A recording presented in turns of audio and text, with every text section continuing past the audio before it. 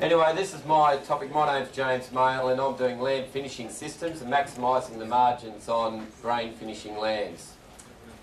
Look, if you said to me 2 years ago when I first got awarded the scholarship, you know, the things that I've learned, the people that I've met, the friends that I've made, it's just been an amazing experience, and there's no way it would have been possible without the support and sponsorship from MLA. They've just been terrific in that, and it just allows all of us scholars to be able to undertake these sort of experiences that as farmers we wouldn't do otherwise, that's for sure.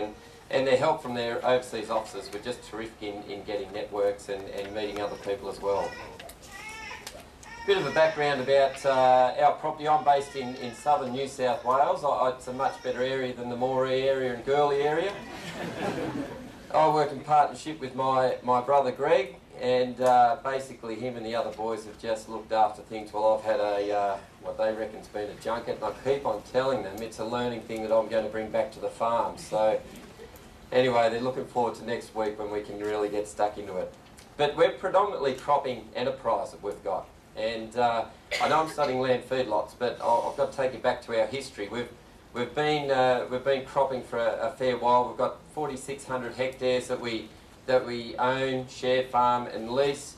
And we're probably in the comfort zone about 8 or 10 years ago, probably before the droughts really had a good crack at us. And we thought we're going to have a crack at this farming job. We went and share farmed a bit of country out at Urana and leased a bit more country and copped a pretty good whack. But anyway, we also run 3,000 merino and first cross ewes at joint to terminal size. And then we've got this land feedlot, which we've recently adapted over recent years, and we turn over about 10,000 lambs per year, but we're looking to double that in the next 12 months. So why land feedlot? And I can tell you that's why we went into land feedlotting. As I said, we really copped a hammering with the droughts. I mean, we were in a pretty comfortable position, and then with all the land that we took on with the share farming and leasing country, and then to have 3 years with next to no production, we've just gone from having a lot of equity in our farm down to bugger all equity, I've got to say. And it was a stressful time. And I succinctly remember we were dead set one rain away from walking off the farm, and we got a 40 mil rain on the 23rd of September one year that just got us right out of trouble, and that was in 2009, so it wasn't that long ago. But we were forced to think outside the box. We wanted to remain viable. We've got a passion for farming. We still had confidence in our industry and in our region, and but what we were doing was unsustainable. It was just too much risk, and we need to spread that risk, and that's why we thought, oh well, we do handle a fair few sheep, and we'll we'll sort of really push that side of things. The other reason, as croppers, and I think everyone that realises that, you get years where you've got out of spec grain, and it's just tough to sell it. It's a real thing. You cop an absolute flogging if it doesn't meet market specifications. And this was a classic example just from 18 months ago. We had 2,000 acres of barley that just got flooded. And most people just end up putting a match to it. And we put the header into it, and we got it tested, and it was weighing, wouldn't even meet F3 grade. And but I had it tested, and it still came back okay as far as the protein was 10.5%, and there was 9 megs of energy. And I thought, oh well, if the sheep will eat it, and it's not going to kill them, it might be okay. But it just looked ugly, and I was offered $70 a tonne for this grain, and the lupins in there as well, that you can see, that was pretty similar. It was all weather damage, insect damage, and we were offered $130 a tonne for it. So put it into the land feedlot, and you're value adding that grain from $70 a tonne. Effectively, we've been getting up to $300 a tonne return for it. So besides the financial pressures with the drought and also wanting to value add our grain, our motivations included that we wanted to protect the ground cover of our country. We didn't want our ground cover we wanted our pastures. We spend money on our pastures getting loosened and clovers and whatnot established, and to be flogging that out with heaps of sheep is not good long term for us. And during those times of drought, maintaining that ground cover is absolutely essential. The other thing, as you probably noticed, land price was phenomenal. In the last 10 years, just been absolutely amazing. And it really has kept us in the ball game. The next thing, the third thing, is the better utilisation of land. Instead of having sheep on all the country, we're able to have them in confinement areas and the lambs in sort of confined blocks, and which meant we were able to actually put in more crop or run more breeding ewes. We also able to utilise the cereal straw. I know, geez, Rob, I hate this. I'm not using a cover crop. I'm getting rid of my cereal stubble and that. But for me, it's a byproduct that we can use to value add, that we can put in and actually be making money off that stubble rather than just leaving it there. Our country is very different, I must say, to the girly country though. And as far as feedlots go, or if we're looking at other industries, whether it was a chicken industry or a piggery or a beef feedlot, relatively low setup costs. We already had sheep yards, wool sheds, and the infrastructure was already there. So it didn't cost us much to get into, and let me tell you, money was a big consideration.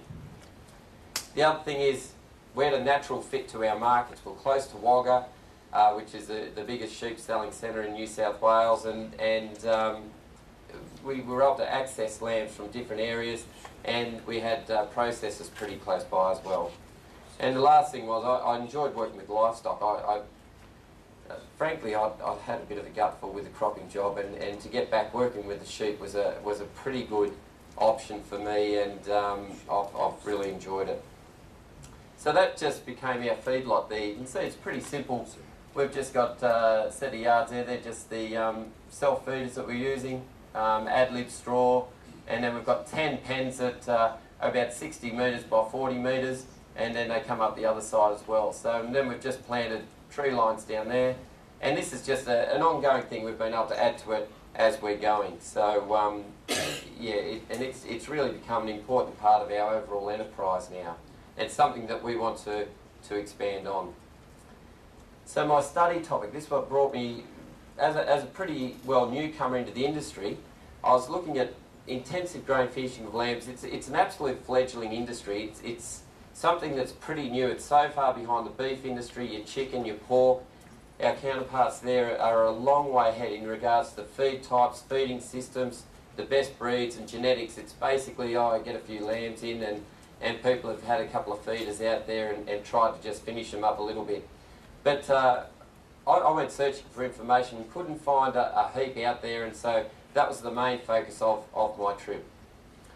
The second one was, as margins are squeezed, how can I remain viable? I was concerned that lamb prices weren't going to remain at $220 a head and they might come back. And I was concerned, I was hoping, like anything, that wheat would go from $130 to $300 a tonne. Sorry, Rob Nichols and the chook farmers, but that's what I was really hoping for, that grain price would go up. But I was wondering, could we still maintain viability if that happened? And effectively that is exactly what's happened in the last 12 months. Wheat has gone right up to $300 a tonne port, and lamb prices have dropped from $7 a kilo dressed weight to $4 a kilo dressed weight. So it's been a real interesting thing for me to look at there. And then thirdly is just have a look at the future of the Australian lamb industry, and can I put my faith in it long term? I just knew it was really good at the moment, but long term is the sustainable thing. So my travels with this wonderful group, I went to 7 countries on my global focus tour and added another one on my individual. Went to India, Bahrain, Turkey, Ukraine, France, UK, USA, New Zealand. And I was able to see some of the biggest and best lamb feedlots in the world. Met with industry experts in the field, feedlot nutritionists, feedlot operators, extension officers, and it was a real eye-opener. I tell you what, I just felt like an absolute novice out there. I looked at our competitors, I looked at our markets, and I suppose, I've got to say, what did I learn? Well, I learned heaps. The first thing was that goat and mutton is a staple diet to many around the world, and this was day one in India, where you're in a marketplace, and I've got to admit, their standards of hygiene, aren't quite the same as they are in Australia, and I think we might have a bit of goat's head for tea that night, but I was talked out of it. And it's not the same product as a product that we know, the nice lamb product that we know, but you know, the consumption of mutton and goat, and that, as Christine was saying earlier about, there's just so much. It's a staple diet for so many people in the world, and this was really emphasised when I got to Bahrain, and I really got to see how important that live sheep export. It is crucial to the lamb industry as well, because that mutton consumption, it really has an effect on the lamb prices as well. And we've just seen recently the problems with what happened in Pakistan and whatnot. It's got an onflowing effect for all sheep products, whether it's mutton or lamb. The other thing that would really amaze me, and I had no idea whether I was just naive or didn't know, but I didn't realise that many of the Middle Eastern governments are subsidising the Australian live sheep by the tune of $100 to $150 a head. And it got me a bit concerned that if ever that got scrapped, what effect that would have on our live sheep trade and on our lamb prices in general. So you can see how important I think that this area, this market, really underpins lamb prices. The other thing that struck me in Bahrain and in the Middle East was that there is a big emphasis on animal welfare there now. And I just love this bloke's shirt. He's the right thing to do when he was a worker there, and you know, put them in a stock crate. Don't tie them up and throw them in the back of the boot. And they're just made aware of those sort of things, simple things, because as part of their culture, it's looking after animals hasn't been a major thing, but they're slowly teaching them. And I was really impressed with their whole processing, from the sheep that are brought in from Australia through the feedlot there. They've got Australians overseeing things, the operation, and then actually going through the abattoirs and the killing. And the other thing was they were really happy for us to go through the actual killing room floor, see how it's done, and they weren't holding anything back, and that really encouraged me as a producer back in Australia. And then I got to the USA, and it was just a different thing altogether. Like you're in the top end market here, and in the USA, it is a high end niche product. It's not just a little. It's not a mainstream diet at all in America. They're only eating half a pound per person per year in the States, which is nothing. It's the only times I'll ever eat it is if they're at a fancy restaurant, and I can tell you it's the most expensive thing on the restaurant menu if you can actually find it, or on special occasions. And most of the people that I've met in America actually didn't even eat lamb. And it's all about the size. The producers in America, they didn't have any restrictions as what they could grow their lambs out. And I love this photo. This is this in Superior Meats in California, and that's a 110-pound carcass. I thought it was a young steer hanging up and not a lamb. And that was just, they can grow their carcasses right out to these heavy weights, which is so different to in Australia where we're limited. We can grow ours out to the export market to a 30 kilogram weight. This is 50 to 55 kilograms. It's different again also to New Zealand. They're limited, they can only grow theirs to 22 kilograms as they're meeting the EU market, and also our domestic market is only 24 kilograms. So we're limited by what we can actually grow our carcasses out to. And the other thing I know is we will never compete with other meats over there. It's just not going to happen. They are massive. Well, anyone that's been to the States, they love their meat. They love their steaks and their chicken and their pork, and lamb will only ever be a niche product. And the other thing is, of the lambs produced in the States, 50% of it is produced in America themselves, and 95% of that lamb is grain finished. They're accustomed to grain finished lamb, and that's their preference. So as I just mentioned, those markets, different markets want different products. The EU market requires lambs less than 23 kilograms. The domestic market's less than 24 kilograms, and the US market up to 30 kilograms of our lamb before being discounted. And it's crucial going into a lamb feedlot and just to determine your market. So I'll just get off the markets and the marketing of it and that side of things, and just onto the finishing and what I learned in that area. And I went to Colorado. I spent a fair bit of time in Colorado, and it's got to be the grain finishing capital of the world. It was such an eye-opener for me, going from, hired a car from Denver and drove up to a place called Greeley, and it stunk. I've never experienced anything like it. Just the feed lot, and there were cattle everywhere on feed and lambs on feed, and it was just you know, it was just an area that just concentrates solely on their feedlots. And I got to really meet some interesting people there. Now this was a 100,000 head feedlot in Colorado, and it was just days after a blizzard. And I was amazed at how simple a setup it was. I thought I'd be seeing some of the, you know, really top edge, but it was quite basic. But the lambs were in really good condition, and it was -7 that day that we were there. But the interesting thing, I thought, with the smells over that area, and there was a big road actually just at the back here. There's quite a major highway, and the lambs were within 10 metres of this major highway. And I thought, if you did that in Australia with the regulations or the complaints from greenies or environmentalists thinking, what are you doing with confining sheep to this area? And there would have been at least, I don't know, there would have been at least 1,000 cars a day passing straight past this feedlot, and other feedlots all around the place. And I said to the manager, what's the go? You'd get a heap of complaints about it, wouldn't you? And he actually said that in 5 years he's had one person actually complain or ring up and want to know about his animal welfare. And it was a whole different mindset over there. They were proud of the fact that this area, this region was grain finishing their stock, and they were geared up to it. The people that lived there put up with the smells of it, and that because they realised how important it was to feeding the world, to bringing money into the area, and it was just an interesting observation that we were able to make. So the things I learned from them and through some of the studies, there was targeting lamb side by terminal size with a low breeding value for post-weaning weight. So that's, for those that aren't know, it's pretty basic. So terminal sire, yeah, it sort of says it all. If you can get lambs from that type of sheep, they're just going to do better in a feedlot situation. The other thing is focusing on dollars per kilogram gained rather than feed conversion efficiency.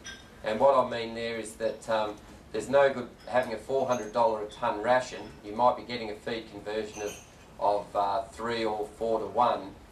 If your feed price is down, like my ration, which is costing about $120 a tonne, it might be coming back, the lambs are only converting at 7 kilograms feed consumed to 1 kilogram live weight. I'm still a mile in front, and they're doing the same thing in America. That ration they're on there is they're always shedding their rations to get the ration price down, and it just becomes a maths equation. The other thing is making use of forward contracts. We're fortunate in Australia, every lamb that I buy in, I've sold off at the other end, and having that interaction with processors and agents and whatnot. But in America, they don't use forward contracts. None of these lambs in here were forward contracted, and they were in all sorts of trouble because the price had gotten so high. People had stopped eating it. It lost supermarket shelf space. They'd taken it off the menus, the actual the lamb off the menu, and these lambs were stuck on a feedlot because they had no processor space at the other end, and they didn't know what price they were going to get. They didn't know when they were going to get killed, and it was just costing them day by day, which is a real trap to fall into. And I saw that also in New Zealand as well, where a great operator putting on great weight gains with his lambs, but not having been able to you can be the best operator in the world, but unless you've got that price secured at the other end, it's not going to help you at all. And that's where that supply chain relationship's just crucial. I've sold most of our lambs to Woolworths this year, and made an effort to get him out to have a look at our setup and work with agents and been to where the lambs are killed and whatnot as well. So where are the future gains in lamb feedlotting? Well, I reckon there's more potential for efficiency gains in lamb industry than our counterparts, only because we're so far behind the eight ball. It's just a fledgling industry, and we've got a heap to learn. We've got to choose between being a lamb producer or a wool producer, and that's a major thing that at the moment we've got both. In Australia, you sort of like to look after the wool checks pretty handy as well and things like that, but it's probably limiting us as well. That's the only problem. And I saw that in New Zealand. They've gotten right away from trying to worry. They'll concentrate on being a lamb producer, and they'll use maternal composites. That's coming in a lot more, and focusing on being lamb productivity rather than wool as well. And the other thing is using technology and embracing EID tags and sheep handling equipment. As farmers, we've got no problems in forking out, you know, big dollars for machinery. But can I tell you, the thought process for us to go and buy a sheep handling bit of gear that was only $20,000, and about it for 6 months. And whereas if it was a tractor or something, you just go and do it. And it's just a mindset that we haven't got. We're not investing money so much in handling equipment. So I also went to France. I'll fly through this pretty quickly. We did some they're doing some fascinating research there, and this was in the Rockford region, which we went down to for our global focus tour. And they're famous for their Lecon milk sheep, and they've got lambs going into a feedlot at 4 weeks of age, which flies against our thoughts of their rumen not being developed enough. And they're doing some great research with genetics and feed types there. So this is their feedlot. They've got them in very tight, 3 to 4 lambs per square metre. They're going in, as I said, very young. But they're doing, the big thing is they're doing a huge amount of work on the feed conversion gene in sheep. And it's massive variability. They're doing research on animals of the same breed, same age, and they're varying from some lambs are putting on 1 kilogram for every 2 kilograms of feed eaten, whereas some are eating 14 kilograms of feed and only putting on 1 kilogram. It's the same as people, and I suppose I saw that in our global focus as well. Like the likes of Rob Blatchford and Janko, I mean, they were eating just lettuce leaves and stuff like that, and honestly, they were converting 1 to 1, I reckon. And then blokes like Moz and myself, we were eating the house down, but look how slim and svelte we came back. So they're the genes we're after, and not my genes, I think. So the key findings: lamb is and will remain a niche product, as I said. Sheep meat accounts for just 4.6% of the world meat consumption. Doesn't sound like much, but that's all we're. If we can maintain that 4.5 to 5%. It's fantastic, because as the so-called experts reckon, there's going to be 9 billion people by 2050, which means meat consumption is going to increase from 280 million tonnes per year to 465 million tonnes. So 5% of that's pretty good. Feedlots can be a profitable enterprise, in addition to a farming enterprise, if it's done properly. Obviously, they're meeting all your feed requirements is crucial. Increasing weight gain, research has shown that ones in self-feeding systems will actually put more weight gain on than in total mixed rations fed out in the ground, but there's problems associated with that and different issues as well. And as I said, there is tremendous potential, I believe. So the challenges that we have, it's the number one for sure is keeping lamb on supermarket shelves, and I congratulate Coles and Woolworths for their doing that. Because the price got so high, we lost supermarket shelf space. We were down to 16% instead of about 20% shelf space for lamb. And it was diminishing because mums and dads they hit the price barrier.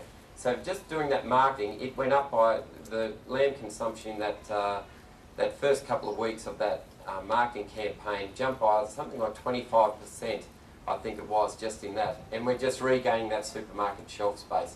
And the same thing in America, we need that. Challenges: producing lambs to meet specific requirements. It's crucial when you look at the various markets we've got. Delivering consistent high quality product, being innovative to marketing to permit lambs to be grown to heavy weights. That's what I'd love, to be able to grow lambs to a heavy weight, so getting markets there. The high Australian dollar is a big one as well, that goes against a lot of our industries as well. And regulation, it's one that is a double-edged sword. Sometimes the regulation will be good for our quality assurance, but too much can really whack us. And the big one is that potential threat to our live sheep trade. And the last one is, finally, is marketing. I want to encourage you all, lamb is the best product, the best meat, so go home and cook up a good lamb roast when you get home. Finally, a massive big thank you to everyone involved in allowing me this Nuffield experience. It was just an amazing experience, and MLA, I'll be eternally grateful, and Nuffield, Jim Gelch and the Nuffield board, I really didn't think I was a worthy recipient of a Nuffield scholarship, and I got talked into it by Tim Hutchings, which I was very grateful for. And this Nuffield crew, I tell you what, I've got the best bunch of mates a bloke could have, and I had an absolute ball. Thanks very much.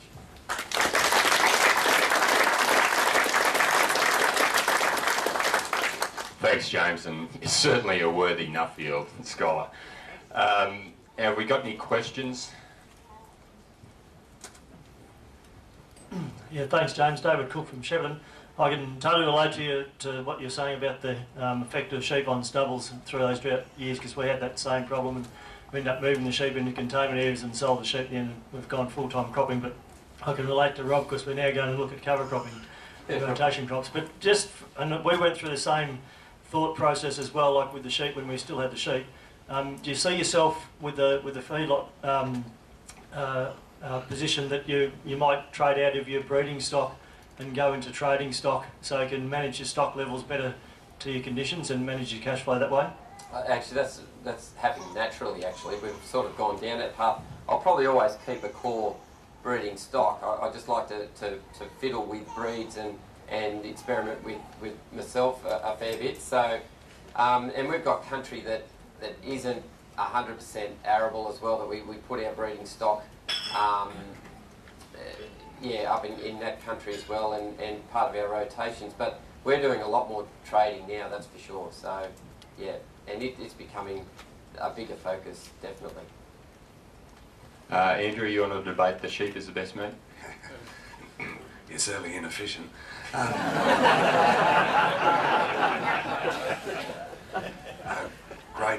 Great presentation, thanks, James. And I've always seen the land feedlot industry is more opportunistic. Yeah. And you were talking about marketing, but you really didn't touch on it. And hence why I suppose the limited capital expenditure in there, and to get the capex, there's going to have to be more rigor around the marketing side of it. You do deal with Woolworths. Has there been any opportunities to, and we're coming into the perfect storm where the lamb is below 4 now and wheat is at 300, cost plus scenarios to manage that, because if you want to continue that reinvestment, there's needs to be a strong approach there. Is there willingness on your markets now? Oh, look, I think that it's always going to come down to profitability. There's no worries about that. We've got to always be looking at that cost of production. But I suppose that the land price have come down considerably, but you also the buy-in stock of the trade lambs. And the thing about lambs, it's only a short-term turnaround. So they're only buying them. They're only in sort of 60 to 90 days anyway. And I suppose we haven't been in that situation that we do close it down at the moment. We sort of close down for periods of the year. And I know, talking to Woolworths, they would like us to be going all year round now and having that constant supply. They don't want to be going around picking up their 40 and 50 lambs. They'd rather go direct to people like us, and they would like to see us, but become a sort of more or less a preferred supplier. We can't find a better term for it, I suppose, where it makes it easier for them. But we've got to be proactive ourselves in getting out there and doing that marketing. There's no doubt about it, I think so.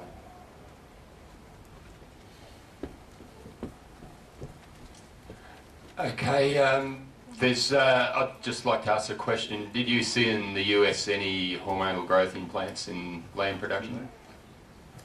No, they weren't doing it in their lamb. They do promote as being the Mountain States all clean and green. I know they do that with their cattle too, but no, they weren't using it in the lamb. So, yeah. Sorry, one down there. Can you hear me? Yes. Talking of breeds, my name's Stanley from Kenya. Are you finding that the Dorper has any place in your feedlot? Look, I'll be honest, I haven't done a trial with Dorpers in the feedlot. I don't know if my fences are that good. They're very, very popular. I don't know how they're converting on grain. They're very popular in our western parts of our regions, but I've heard anecdotally they're not so good converting on grain. They're great converters in rangeland sort of country, but as far as going on grain, I've heard they are a little bit limited. But I've got to admit, I've done no research on their actual grain conversion. But they're growing all the time. Apparently, some people even prefer to be getting that Dorper type meat. So they've got a place in Australia for sure. I think you'll find that they convert all right on grain. Right. James, Rob Kelly from Gyra. To answer Jono's question, I think in regards to efficiency, I'd rather be wearing a woolly jumper than a pink skid around, so the sheep will get the vote every day. In return, the breeding of the sheep, one of the latest MLA studies has shown that the quality of a merino eating is above that of the crossbred due to the level of lean meat yield that the crossbreds have been pushing. The maternals have been pushing that lean meat yield so high that the eating quality has dropped. You're talking about bigger carcasses, obviously efficiencies right through the supply chain is better. How are we going to go about increasing that meat yield as well as putting the fat back on to make a better quality product again? Look, it's a real tricky one because you do have that real crossover effect of quality versus efficiency. So I know I know what you're saying there about the eating quality of those meats are better, but as far as we're concerned, there's been quite a lot of trials now with MLA and other areas as far as and I don't know that merino one versus a crossbred. I don't think it's a major difference anyway, and I'd be keen to have a chat to you later about it. But for us, there's just not the efficiency in the weight gain for us, and it's one thing we've got to be concerned that meat in America, they're almost making it like a steak. They want a very uniform meat product because it just depends what market you're after.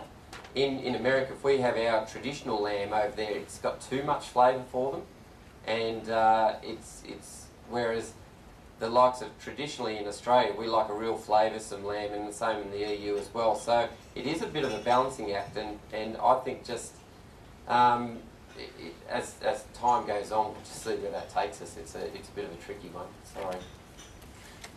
Okay, well thanks very much for a great presentation, James, and if Terry could come forward and present you with your plate.